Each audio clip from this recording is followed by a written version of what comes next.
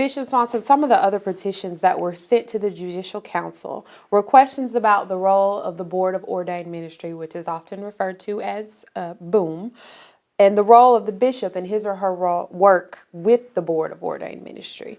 What does the Board of Ordained Ministry do, and what are some of the joint or shared responsibilities that are between the Board of Ordained Ministry and the bishop? Okay, well, the Board of Ordained Ministry is what we call the credentialing, in a sense, credentialing organization for our clergy, especially around ordination of elders and deacons. What the best way to help people understand that is, as a lawyer would have to pass the state bar in order to practice. Doctor have medical examinations that they have to pass in order to be able to practice medicine. And so our teacher would have to pass state examination in order to actually be employed by a Board of Education.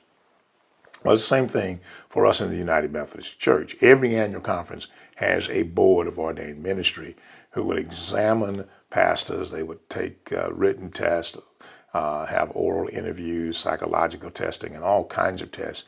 And if they are approved, not only through that testing procedure, but some other things they have to go through, then the Board of Ordained Ministry at that point would literally say that this person should continue on through the process until they get to the point of becoming ready to be ordained a deacon or an elder.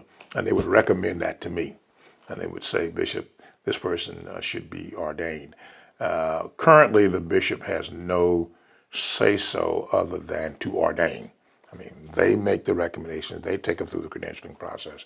And so as bishop, then I would ordain that person, either deacon or as an elder.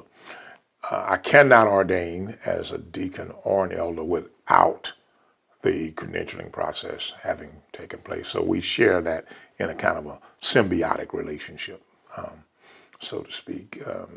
Now, with the recently passed legislation, there are some things that would change.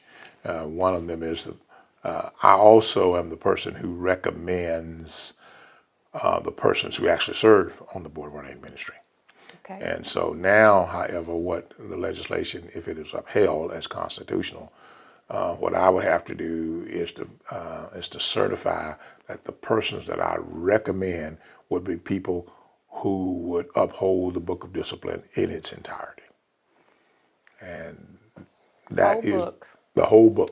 They would have to certify that they would uphold the whole Book of Discipline in its entirety. And that's why that's being recommended to, being passed on to the Judicial Council for them to review. What do we mean by certify? And what do we mean by the Book of Discipline in its entirety? And I would want to know that, because as a bishop, I would not want my decision to be overturned. I would want to know exactly what I'm doing at that point. So we need some leadership around that. So there are things like that. There's one that also calls for me not to ordain if the person does not have the certification or the credentialing or the approval of the Board of Ordained Ministry, which right now I can't do anyway. So I don't see that as being an undue burden.